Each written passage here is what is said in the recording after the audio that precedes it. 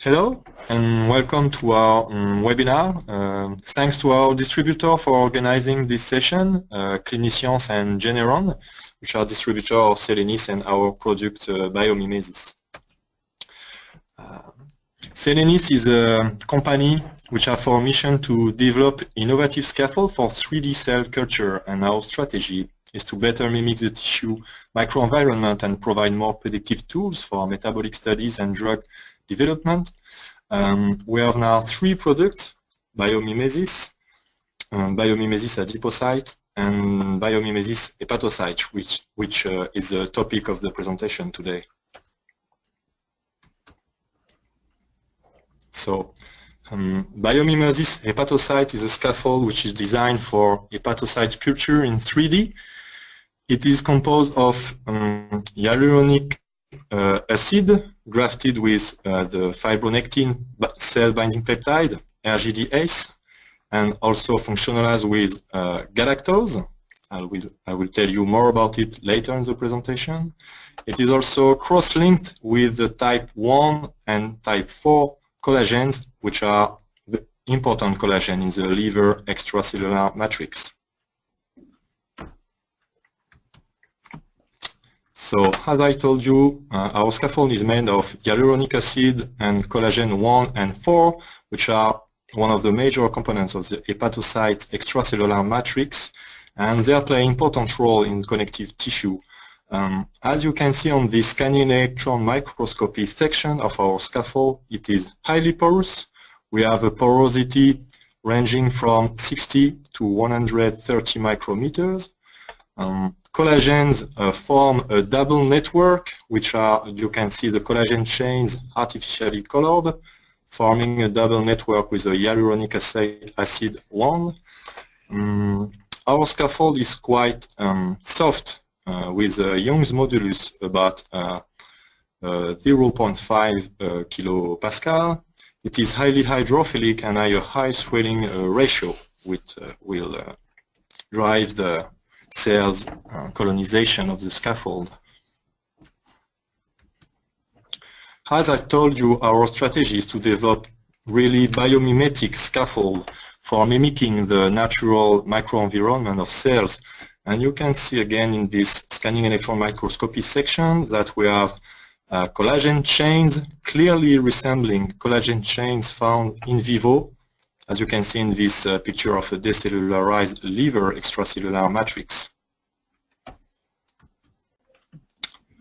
Our scaffold displays 3 key features. The first one is it is natural and physiologic, of course. BIOMIMESYS hepatocyte is made of hyaluronic acid, which is a major component of the extracellular matrix. It contains collagen 1 and 4, which form a fibrous network, as you saw on the scanning electron microscopy picture previously. And we also add galactose, because this component has been shown during in vitro studies to promote hepatocytes growth and function in vitro. So our 3D scaffold mimics the cell's microenvironment in terms of cell morphology, cell-cell interaction, cell matrix interaction, and also protein and gene expression, which I will show you later in the presentation. You can see here the hepatocarcinoma cells, FG2 cells, forming spheroid about 100 micrometers in diameter, and also cryopreserved human hepatocytes forming small spheroid around 60 micrometers in diameter. So the second feature of our scaffold is that it is really easy to use and ready to use. You can see it on the short video that is just coming. So how to use BIOMIMESYS? They are providing in a ready-to-use standard well plate. You have no handling prior to use. You just have to seed your cells into the hydrogel by simply pipetting your cell suspension on the scaffold. So you place your cells in the scaffold as usual in your incubator.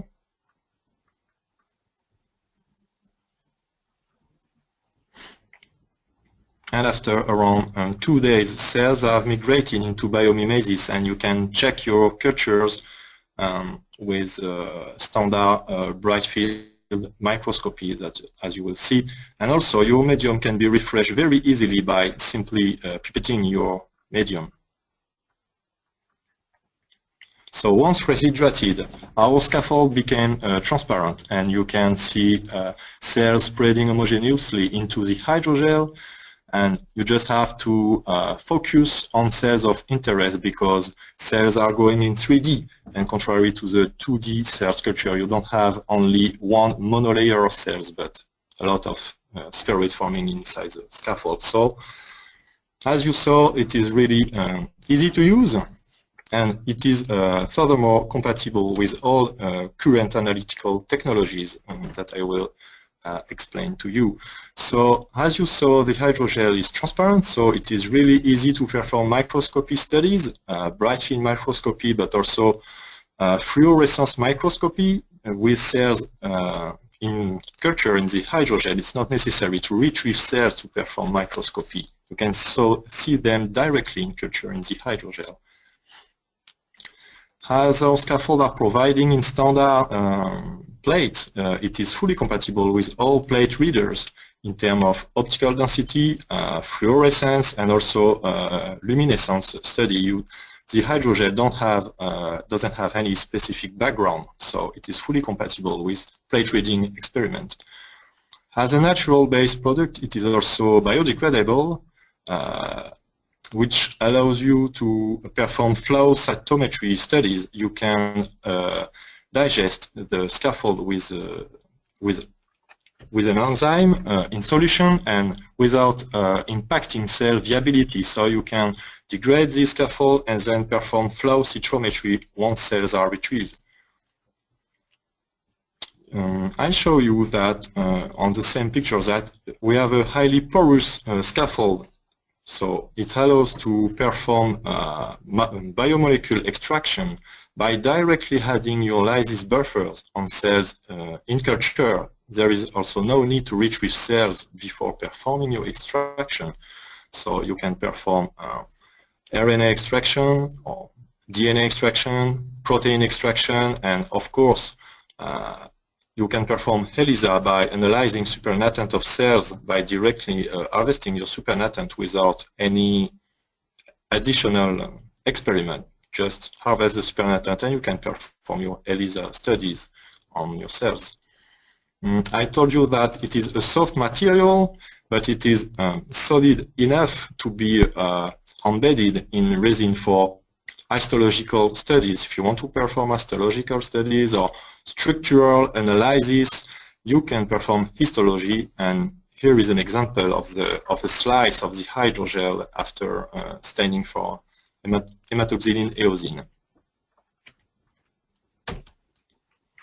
So, biomimesis hepatocytes will promote the cell survival and hepatocyte function. It also increases the culture time of cells, because you are in 3D now and you don't have confluence problems. For example, here are the HG2 cells, hepatocarcinoma cells, grown in biomimesis hepatocyte for 4 weeks. Here is a live dead staining with the calcein in green, staining live cells, and propidium iodide staining dead cells in red. So you can see that after 4 weeks in culture, we have spheroid around 1 micrometer in diameter and a full, completely healthy culture after 4 weeks. Only live cells are present in the culture. The diameter of FG2 cells in culture is ranging from 60 micrometers to more than 40 micrometers after 4 weeks in culture. We also perform a cryopreserved human hepatocyte culture in our scaffold. And as you can see on this picture, the live dead staining highlights the very good viability of primary hepatocyte cells after 2 weeks in cultures. And we also add some donors which display very good viability for 3 weeks. It is quite dependent on donors, but we have at least 2 weeks of really healthy culture of human primary hepatocytes.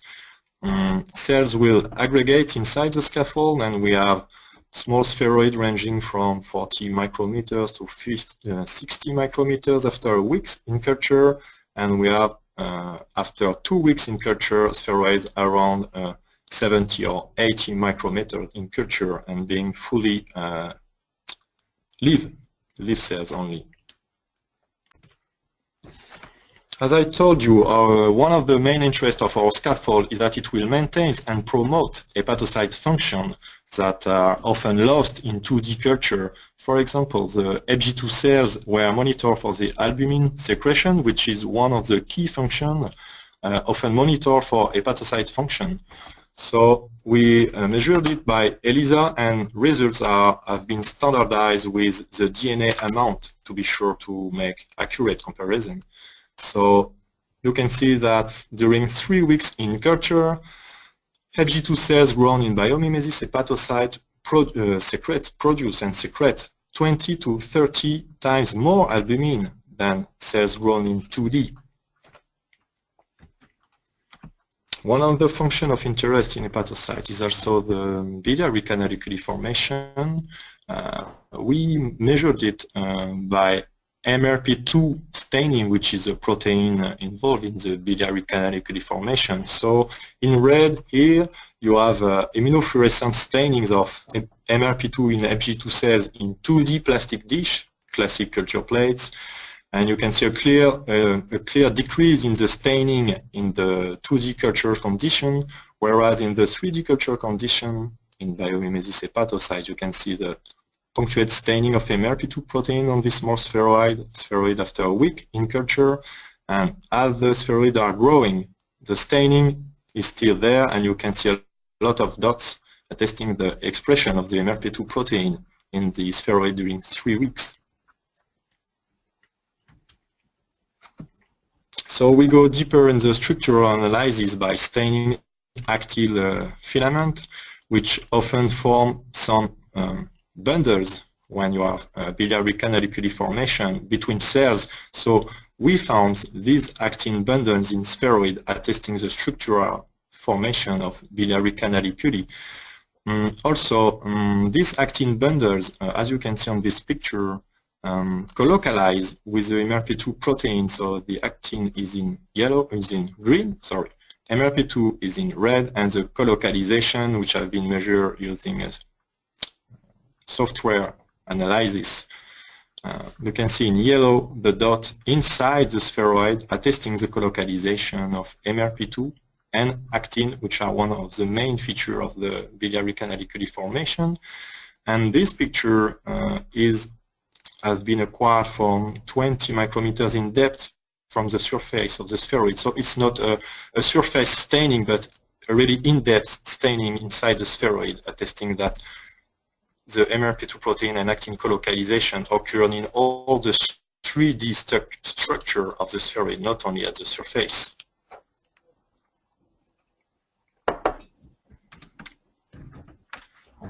Protein expression is one thing, but the activity is another thing. So we monitor the activity of this biliary canaliculi by using a synthetic substrate, the CFDA, a well-known artificial substrate for biliary canaliculi, and we incubate this substrate with a living spheroid in culture, and you can see here the hyaluronic acid chain with the spheroid, HG2 spheroid in culture, and the small dots of the CFDA accumulation attesting the functionality of the biliary canaliculi in HG2 cells grown in biomimesis hepatocyte.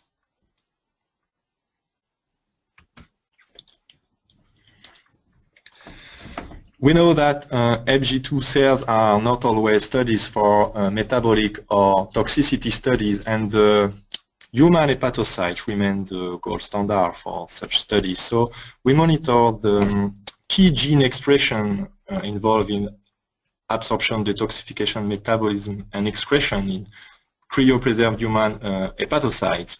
So we measure the expression of this gene of interest by quantitative PCR, and of course we normalize the data with the housekeeping gene, and we set the 2D value of this gene expression, which have been measure on collagen sandwich. So the 2D gene expression has been set to 1 to make the data analysis easier.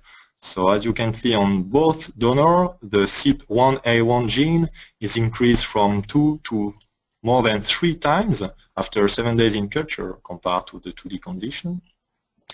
The phase 2 enzyme UGT1A1 is also increased for more than 2 times in cells grown in biomimesis hepatocytes compared to the 2D culture.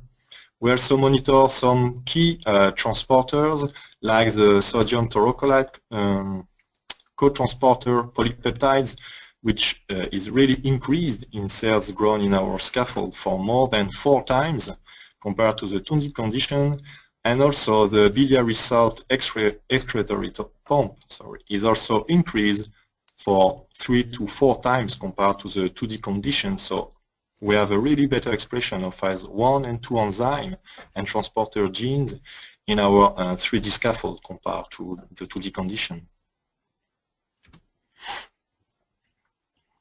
As for the biliary canaliculi formation, the expression is one thing, the activity is another thing, and is often the function of interest in hepatocytes is the CYP activities and inducibilities. So we measure this activity by LC-MSMS on cryopreserved human hepatocytes in culture, and results shown here are standardized with the DNA quantity to make accurate comparison between the 2D condition, which is the collagen 1 sandwich, and the 3D culture of hepatocyte in biomimesis hepatocyte scaffold. So we compare the 2D and 3D basal activities of CYP3A4. So we have a double basal activity in 3D compared to the 2D. And here we measure the induction of this enzyme by the well-known inducer rifampicin, and we have a near 3-fold increase when the activity are induced by the rifampicin. All these measurements have been made after 10 days in culture in biomimesis hepatocytes. So we measure basal and induced CYP3A4 activities higher using biomimesis hepatocytes compared to the 2D condition. The CYP1A1, 1A2 display also a similar profile with an increased basal activity in 3D compared to the 2D condition, 3 times increase in the basal activity of CYP1A1, 1A2, and the induction with the inducer omeprazole is near 20 times. So we have a really great induction of this enzyme in our system. We have both basal and induced CYP1A1 and 1A4 activities that are higher using biomimesis hepatocytes. And then also the CYP2B6. Again, we monitor the 2D versus 3D basal activity, and we have more than 8 times higher activity in 3D when compared to the 2D collagen 1 sandwich. And again, the induction by the well-known inducer rifampicin lead to a near 10-time increase in the induced activities in 3D compared to the basal activity in 3D. So we have both basal and induced CYP2B6 activities that are higher using biomimesis hepatocytes. Also, our system allows you to perform hepatotoxicity studies. Here is an example of acute hepatotoxicity studies using cryopreserved human hepatocytes with the chlorpromazine and amiodarone. So the viability were measured by measuring the ATP content in a dose response curve. So you can see here that we determine the IC50, and we are near 25 micromolar IC15 for the chlorpromazine in 3D, and also for the amiodarone we have an IC50 that is 188 micromolar in culture. So the cryopreserved human hepatocytes grown in biomimesis hepatocyte represent a model for your routine drug testing in a 96-well format. And you can see that we have a really low variability between the triplicates. So as biomimesis hepatocytes allow to have a longer culture time compared to 2D culture, it also allows the hepatotoxicity studies on FG2 cells for longer time, and we monitor the chlorpromazine and amiodarone toxicity on FG2 cells and compare the 2D condition with the 3D condition. So as you can see on this graph, we have near 2 times higher IC50 in 3D for the chlorpromazine compared to the 2D condition in FG2 cells, and in the same way, in a similar way, we have an IC50 that is more than 3 times higher in 3D compared to the 2D culture condition. So we notice that the cells grown in biomimesis hepatocytes have higher IC50 for chlorpromazine and amiodarone compared to the 2D condition. So the longer times in culture allows also chronic hepatotoxicity studies. Then you can test yourself for repeating drug treatment. And here we compare the FG2 cells response to chlorpromazine that were after only 1 treatment, and the viability of FG2 cells for the chlorpromazine after chronic treatment, which was 3 doses for 3 days. And you can notice that the IC15 is around 70 micromolar, and when chronic treatment is applied on cells, you have an IC50 that is twice lower compared to the acute treatment, which can be input to the accumulation of reactive metabolites during treatment. So our biomimesis hepatocytes allows you to perform chronic drug exposure. So here we are. So our scaffold are providing in low attachment 96 well plate format that can contain either 96, 48 or 24 hydrogels, and they can also be provided in black plate for fluorescence and luminescence measurement.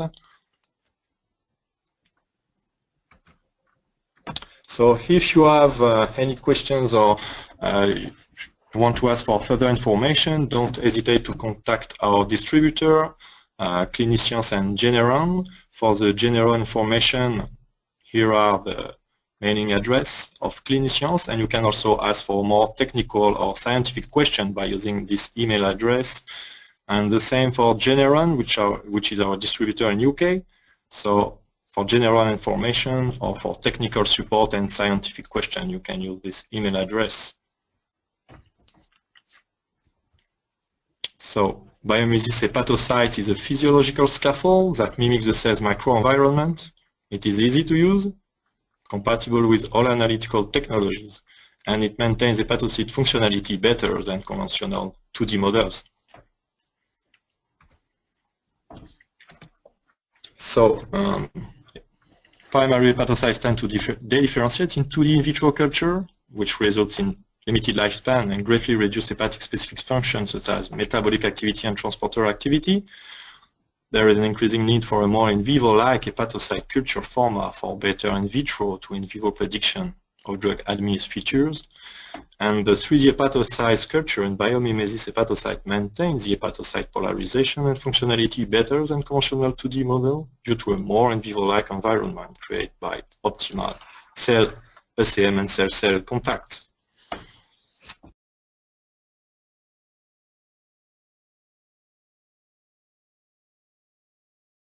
So I think we have some time for some questions, if you have any questions.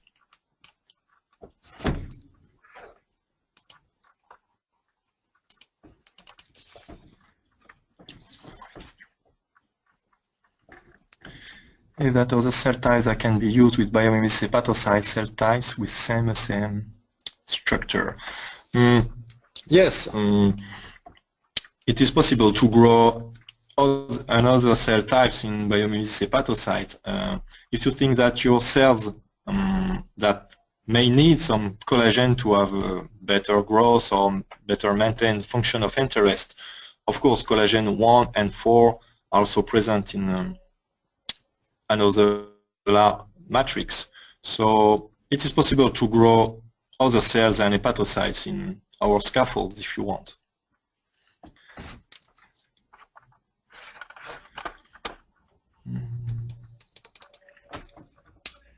So, is there a necrotic core in our spheroid? No. Necrotic core often forms in a larger structure, typically more than 300 micrometers. So, as our spheroids are ranging from 50 to 100 micrometers, we didn't observe any necrotic core in our culture.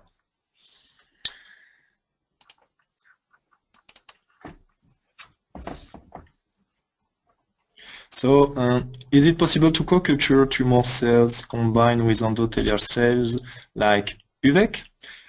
Yes, of course, and it is also one of the key interests in our scaffold, that it allows you to perform co-culture of cells and tri-culture of cells, and you can either put cells together during the seeding or culture one type of interest, and after 1 or 2 weeks in culture, adding a second cell types and to see if there is any interaction, like it may be the case in vivo. So yes, you can perform co-culture of maybe tumor cells or endothelial cells like UVEC.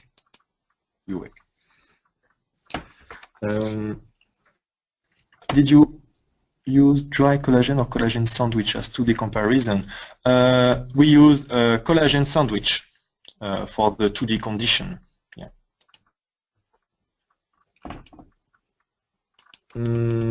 Is it possible to perform fluorescence microscopy in your scaffold?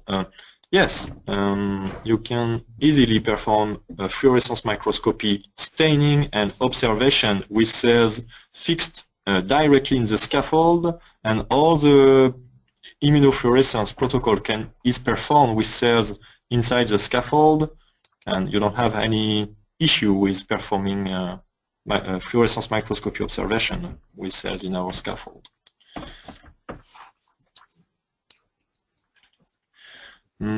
So why adding galactose in the scaffold? So the idea of adding galactose in our scaffold is mainly based on literature studies, and a great number of published papers have shown that coating surfaces or adding galactose to scaffold help to improve the viability of hepatocytes and maintain their function of interest. That's why we did galactose in our scaffold. Hyaluronic acid-based scaffold suited to culture other tumor cells like lung cancer cell lines.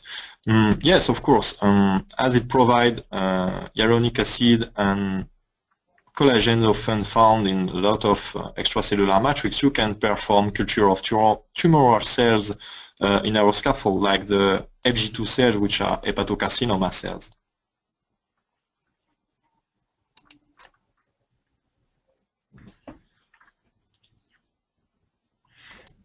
Is there any question?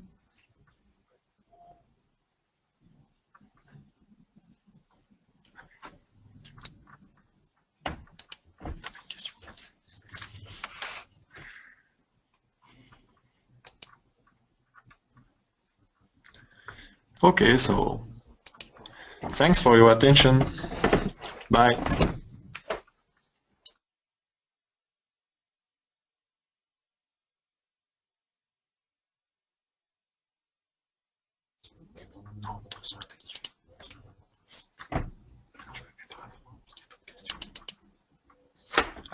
Oh, there is one last question, maybe?